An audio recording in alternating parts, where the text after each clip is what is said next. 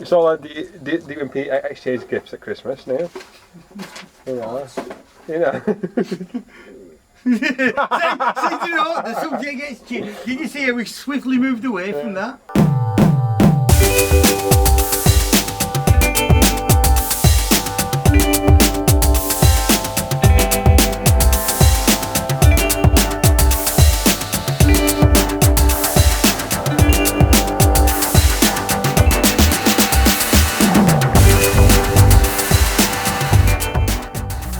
At 16 years of age, Neil Kindle was already in the music trade, selling his collection on record fairs at the weekends.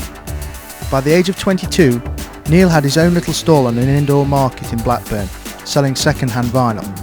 Within a year of opening his market stall, he had branched out and opened his own record shop in Burnley called Astonishing Sounds.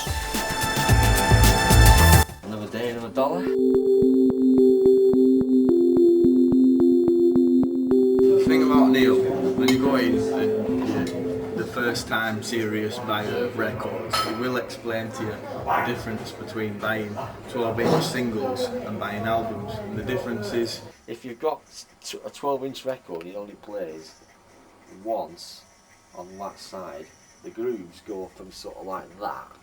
If you have 2 tracks on or more, they go like that. It's the narrow because you've got more bloody grooves to fit in, haven't you? It's logic, science. I shop at Neil's because it sells vinyl, and I'm a collector of vinyl, and because Neil gets in probably more cutting edge stuff than what you do at other record shops in Burnley. Sean's obsessive, in a nice kind of way really, because he's willing to be shown new stuff. See, there's some obsessives that like a particular type of music, and rather than be sort of swayed by your personal approach to their music, they'll sort of like have such a blinkered viewpoint of it that they can't really accept criticism. He's crap. yeah, For kids who really don't know anything about music, fair dues, but for us, he tries selling us stuff which we know what we want to buy when we go in there, and he just pulls out the stuff that he's got cheap off SRD to sell to us. No, but it's good for trade. Very, very good. Second-hand. I think most of me record collection, second-hand wise, It's come from Neil. Ivory more via the flea market. Yeah, I mean, one thing about Neil is he never charges what he should charge for his second-hand records, which is why it's such a good shop.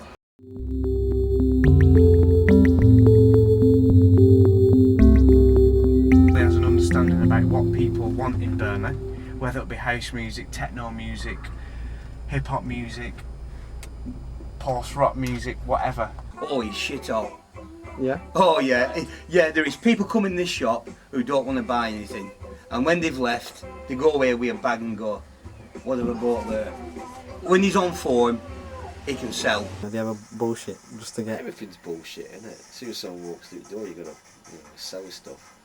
We work them, and that could be a good word. We work on any problem. It's like, yeah, just see Neil over there.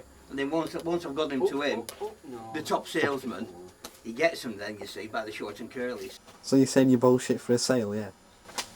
Not really. You don't have to. You know, there's degrees of bullshit, isn't there? You know. Such If I as? say it's good, because someone asked me, they said, "Is this good?" and I say, "Yeah, it's good." You just reaffirm what someone says to you. If I think it's crap though, and people says to me, "Do you think it's good?" I'll say, "No, it's shit." Oh no, the word is yes.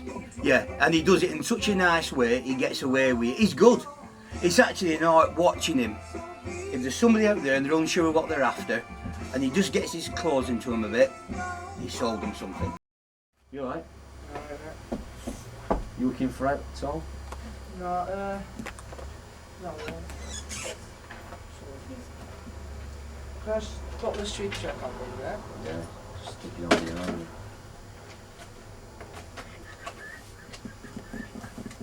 Just put, no, you're right, just put record on. Should be there or thereabouts. Alright, just bring needle across. It turns on.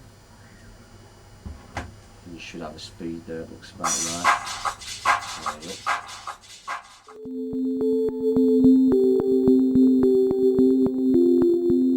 There you go. guy came in, I was on the phone, he took literally a whole section, just literally picked it up and did a runner through the door. I was kind of a bit miffed. Les rang me that the same day, actually, the afternoon, the guy had come in and he'd gone to another shop after his, and he'll probably still be there now, so I just decided to take matters into my own hand and went for a course of recovery. And so you got the records back then? Yeah. We'd like to know the details how you got the records back. Threatening abuse, violence, and... Violence? No, threatening violence.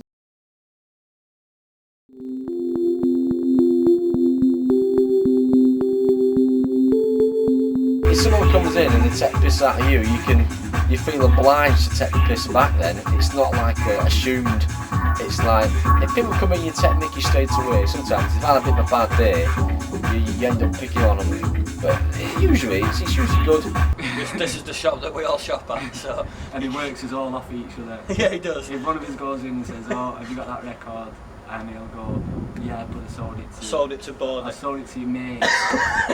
And he'll try and play off against each other. Have you ever like gone too far with someone and you've actually upset them? Probably. But being a bit thick-skinned, I probably notice. What you get with a lot of record shop people is that they have a bit of attitude because they're working in a record shop, and you don't get that at all with Neil. Like literally hours playing stuff for people, or in that case giving them stuff and listening to stuff for like literally an hour, and then nothing happens. So is that one of the downfalls of the job? well, it can not depress you, but just kind of make you wonder what they're doing. Coming here for an hour just wasting time playing stuff. I mean, they can play stuff at all, waste time. We're definitely more than customers. It's on a social level sometimes. When there's no records in, there's always something to talk about, and anyone who knows Neil knows can keep in the shop for at least an hour talking about something. It's not just, I can be in the shop at end of day when there's no customers in and Neil, and we'll just start talking like about whatever, like Phoenix Nights or something, you know what I mean? He always tries to relate to you on a different level. Got any tea? Got some Earl Grey. Oh! Hell good. Yes, please. I always have a stash for the discerning couple. Thanks, Neil. Yeah, I'll have an Earl Grey, that'll be fantastic. You don't want milk in it, do you? Yeah, I don't. just Milk? Can you Earl Grey? Yeah, just a touch though. Oh God. I know, I'm not a pure tea drinker.